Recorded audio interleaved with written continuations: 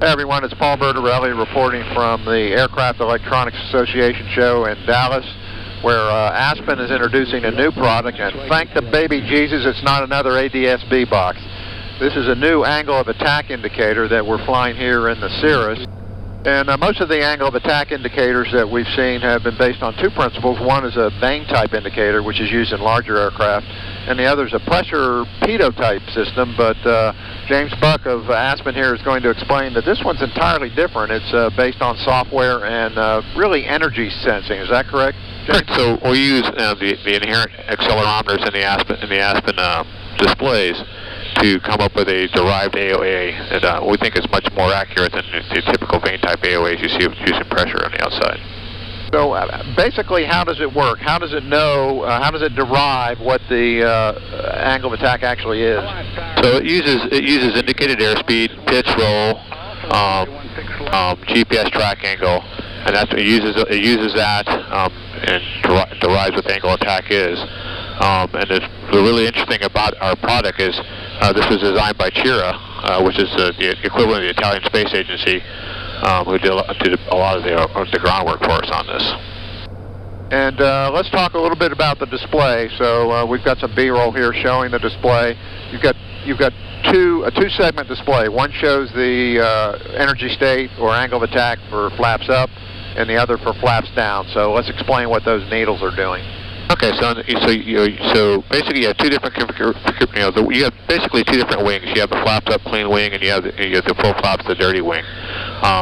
So our system is very sensitive to both setups.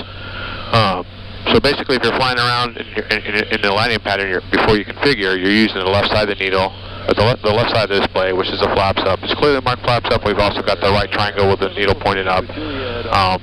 And then if you're in an intermediate stage, you use the space in between the two needles. And then when you're full flaps down, you use the right side.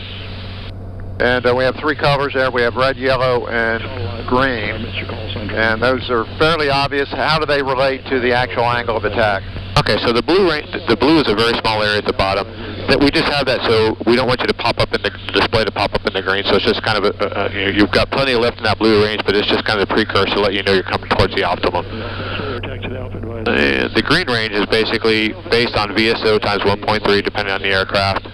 And it's got like a plus or minus 3 to 4 knots, also depending on the aircraft and the calibration of the green. And that's typically where you want to keep those needles in the configuration. That's where you want to be. That's your optimum. You've got plenty of lift. That's where you want to be.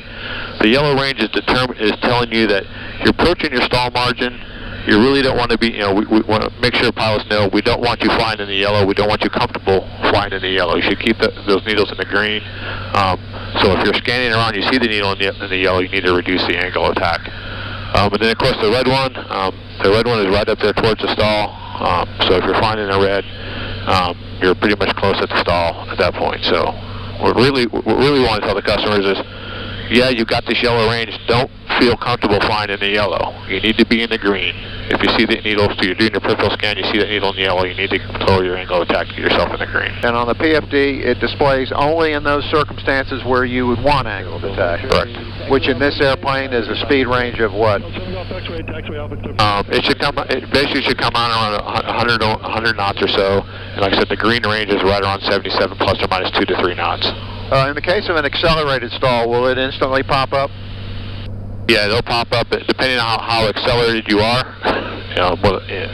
It may or may not help. It should help you. It just I've seen some accelerated stalls in the military where it's instantaneous. And can this be retrofitted to previous versions of the Aspen? Oh yeah, this is easy software. It's an easy software upgrade. Basically, your mechanic, your shop would have a little card and do the install.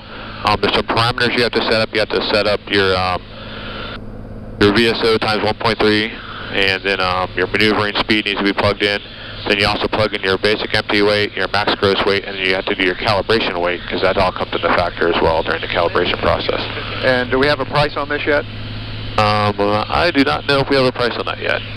Okay, so when the price becomes available, we'll let you know. I'm sure it'll be on Aspen's website. Yep. Okay, James, thanks for the demonstration, and to Scott Smith in the back for helping me shoot. This is Paul Bertorelli reporting from AEA at Dallas. Thanks for watching.